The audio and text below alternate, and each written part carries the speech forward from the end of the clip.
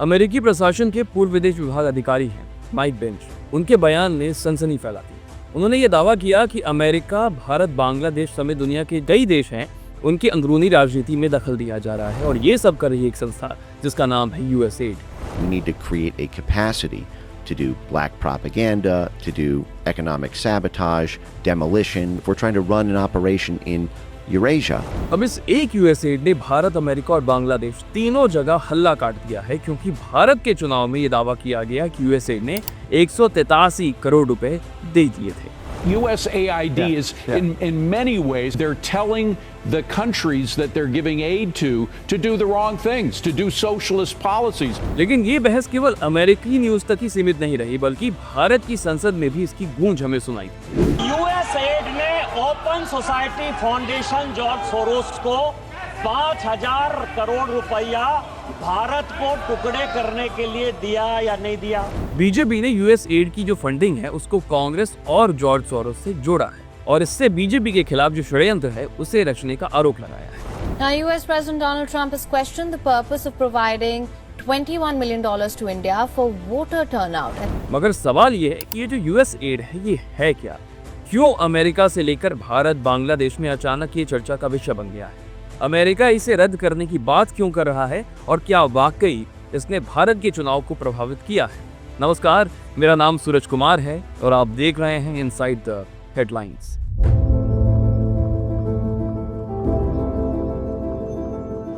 बीस जनवरी 2024 को अमेरिका की सत्ता संभालते ही डोनाल्ड ट्रंप सरकारी खर्च को कम करने में जुट गए। इसी दौरान उनके हाथ लगा यूएसएड यानी कि United states agency for international development. फिर आदेश दिया गया कि यूएसएड बांग्लादेश को जितने भी मदद दे रहा है वो तुरंत बंद कर दी जाए। यूएसएड की तरफ से एक लेटर भी जारी कर दिया गया और उसमें यह लिखा गया कि हम सभी यूएसएड भागीदारों को यह आदेश दे रहे हैं कि वो यूएसएड और बांग्लादेश कॉन्ट्रैक्ट्स के तहत किए जाने वाली सब्सिडी या फिर जो अन्य सहायता के काम किए जा रहे हैं उसको तुरंत सस्पेंड या बंद कर दें। इससे पहले ट्रंप सरकार ने इजराइल, मिस्र और जो फूड प्रोग्राम है उसको छोड़कर जो बाकी देशों की मदद की जा रही थी अमेरिका की तरफ से, उसे भी बंद करने का ऐलान कर दिया था। यहाँ तक कि जो गरीब देश है उनको जो मिलने वाली स्वास्थ्य मदद है उस पर भी ट्रंप सरकार ने रोक लगा दी। अब यूएसएड है क्या, वो समझो।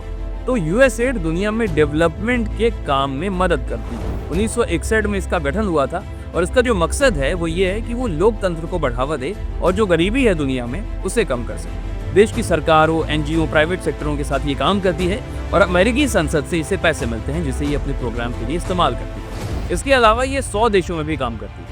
अब यूएसएड आज से नहीं बल्कि सालों से भारत को फंड कर रही है। 2001 से अब तक अगर देखें तो $2.86 बिलियन की फंडिंग दी जा चुकी है, जिसमें सिर्फ पिछले 4 सालों में ही $650 बिलियन शामिल है। लेकिन अमेरिकी प्रशासन ने जो पूर्व विदेश विभाग अधिकारी थे माइक बेंच, जिनके बारे में हमने पहले भी बताया, उन्होंने ये बता दिया कि जो अमेरिकी फॉरेन पॉलिसी के अंदर जितनी भी एजेंसियां मौजूद है, जैसे यूएसएड हो गया, थिंक टैंक है, इसने 2019 में जो भारत में लोकसभा चुनाव हुए उसको प्रभावित करने की कोशिश की और ऑनलाइन इसे इम्पैक्ट करने की कोशिश की।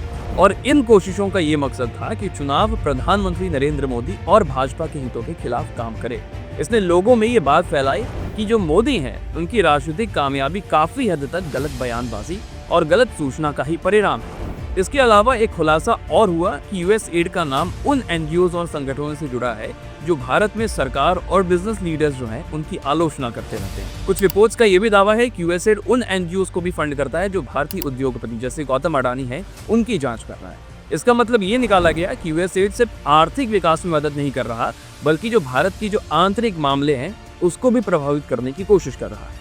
अब अगर इतिहास देखें तो यूएसएड का कनेक्शन अमेरिकी खुफिया एजेंसी CIA से भी जोड़ा गया है। कोल्ड वॉर के दौरान यूएसएड पर CIA के साथ मिलकर अमेरिकी हितों को आगे बढ़ाने के आरोप भी लगे थे। क्यूबा, रशिया और केनिया में भी यूएसएड की जो गतिविधियां हैं उस पर राजनीतिक हस्तक्षेप लगाने का आरोप है। भारत ने पिछले 4 सालों में यूएसएड से $600 मिलियन से ज्यादा की फंडिंग स्वीकार की है। लेकिन जो बवाल है वो 183 करोड़ रुपए पर है जो कि चुनाव के वक्त दिए गए, क्योंकि इसका कोई रिकॉर्ड नहीं है। बीजेपी सांसद निशिकांत दुबे ने यूएसएड की अननोन फंडिंग जो है उसका मुद्दा उन्होंने संसद में उठाया। रिपोर्ट्स में यह दावा किया गया था कि यूएसएड ने जॉर्ज सोरोस की जो ओपन सोसाइटी फाउंडेशन है उसे 5,000 करोड़ रुपए दिए थे और इसी बात को मुद्दा बनाकर निशिकांत दुबे ने कांग्रेस को इस 5,000 करोड़ रुपए से जोड़ दिया। यूएसएड ने open society foundation George Soros को 5,000 करोड़ रुपया भारत को टुकड़े करने के लिए दिया या नहीं दिया? इसके अलावा निशिकांत दुबे ने कई सवाल किए, जैसे यूएस एड और जो ओपन सोसाइटी फाउंडेशन है उसने राजीव गांधी चैरिटेबल ट्रस्ट और राजीव गांधी फाउंडेशन को कितने पैसे दिए।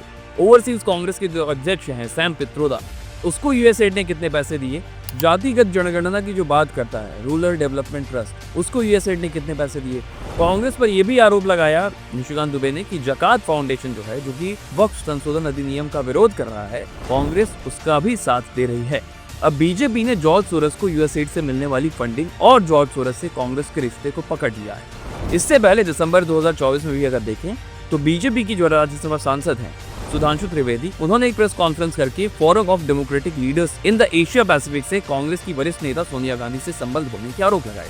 ये भी कहा कि इस फोरम में भारत विरोधी और पाकिस्तान के समर्थन की बातें हो रही हैं और इस फोरम की जो फंडिंग है वो जॉर्ज सोरस के फाउंडेशन से होती है। अक्टूबर 2018 में अमेरिका में गोलीबारी हुई थी जिसमें 11 यहूदी मारे गए थे। गोलीबारी करने वाले रॉबर्ट हैं, उसका जब सोशल मीडिया प्रोफाइल खंगाला गया तो कई बातें पता चली। वो ये मानता था कि उनकी जैसी विचारधारा रखने वाले गोरे लोग, उनके नरसंहार का षड्यंत्र रचा जा रहा है और उसे लगता था कि इसके पीछे जॉर्ज सोरस है। लेकिन अमेरिका ही नहीं, जॉर्ज सोरस के खिलाफ आर्मेनिया, ऑस्ट्रेलिया और रूस, फिलीपींस में भी अभियान चलाए जाते हैं। तुर्की के जो राष्ट्रपति हैं रजब तैयब अर्दोआन, उन्होंने ये कहा कि सोरस उस यहूदी साजिश के केंद्र में है जो तुर्की को आपस में बांटकर बर्बाद करना चाहता है। 2018 के चुनाव प्रचार के दौरान हंगरी के प्रधानमंत्री ने भी सोरस पर खूब निशाना साधा था। चुनाव में ऑर्बन की जीत हुई थी और सोरस समर्थित संस्थाओं पर सरकारी हमले इतने ज्यादा बढ़ गए कि सोरस की संस्था ने हंगरी में काम करना ही बंद कर दिया था। और अब यूएस एड से जॉर्ज सोरस को मिलने वाले पैसों ने बीजेपी को एक्टिव कर दिया और वो कांग्रेस पर हमलावर है।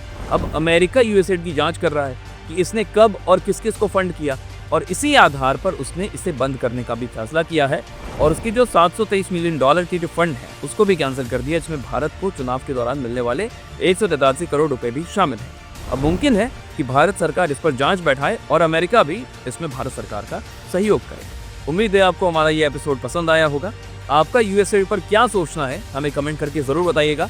चैनल नया है तो आपके हौसले की जरूरत पड़ेगी। चैनल को सब्सक्राइब करें। अगले वीडियो में आपसे मुलाकात होगी। नमस्कार।